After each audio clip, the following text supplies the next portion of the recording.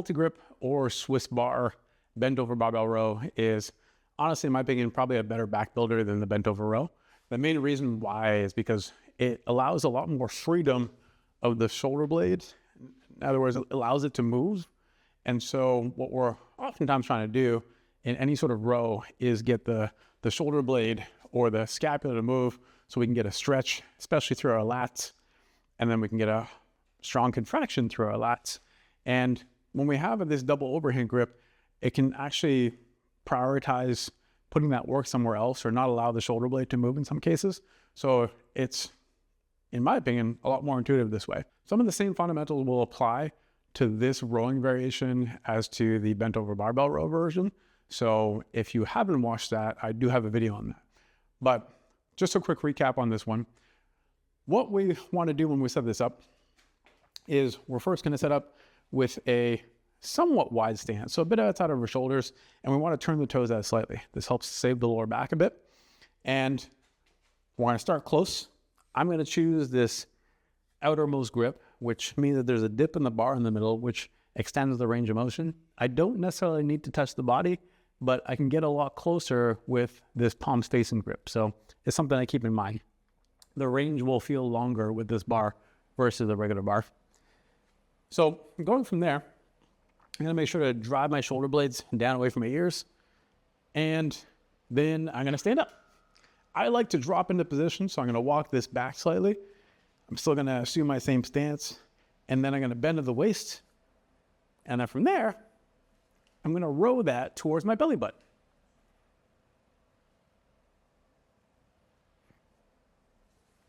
When I'm done, I stand up, and re-rest. So some things to watch out for that you'll get on all these bend over row variations is, number one, if it's a lighten up your lower back, then we need to make sure to set a little bit of a wider stance and probably turn the toes out a little wider. So this hip width or a little bit beyond hip width and turn out of the toes, I want to make sure that I'm pushing hard into the ground through my whole foot in order to load my hamstrings and my glutes. Because if I don't, then I'm going to feel a lot of my weight on my heels, and you might find that the legs straighten out, or as we're rowing, we start to get a bit of an arch. So all of that makes you feel that more in the lower back. So we need to make sure that easiest way to solve this is a little bend in the knee, a little bend of the waist, and then just hanging out in this position, you're going to push hard through the whole foot. So the way that we feel that, just for reference, thinking about our end position of what we're looking for, if I'm just staying tall, I reach for the ground as if I could actually touch it, then I turn my palms forward, then I start to get lots of tension through my lats because my shoulders are driven down away from my ears, right? Then, if I bend my elbows, that's like I'm at the end of that row, right? And then from there, I bend at the waist and push through the ground through my whole foot. I should feel like bent over in this position, I have very minimal pressure through the lower back. And this is the position that we're trying to assume. If I was to just relax that tension, then you're going to feel yourself loaded into your erectors, and that's the feeling that we're trying to avoid. So something to keep in mind, the more you push through your feet and the more the shoulders are driven down away from the ears, then the better this is going to feel. And it's also something we carry over into a lot of other lifts. So into the deadlift, into things like the squat, they all rely on the same mechanism of keeping a rigid torso.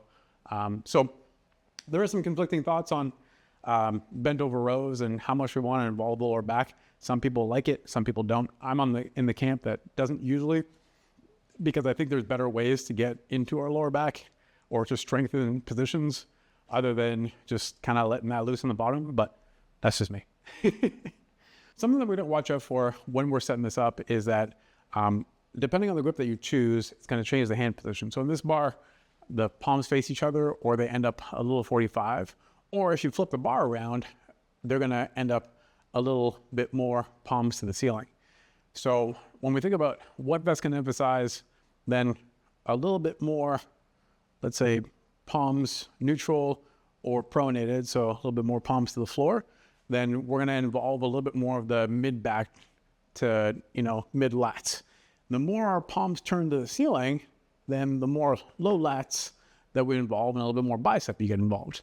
So depending on the grip that you choose, it's going to change the emphasis. So keep that in mind when you're choosing your grip, because depending what you're looking for, you might want to change up your grip. Something else to watch out for, where you roll on the body is important. So we're typically aiming for middle of the body, so kind of like belly button or between belly button and bottom of the rib cage. So as we row, the tendency is oftentimes going to be to allow the shoulders to creep up towards the ears. So we end up rowing in this position. So we're still always trying to keep the shoulders down away from the ears. And that way we get tension through the lats and through the mid-back. So what we want to make sure of is that we're always aiming for the belly button. It doesn't mean that we let that sort of roll all the way down to the crease of the hip. There's going to be a sweet spot in there.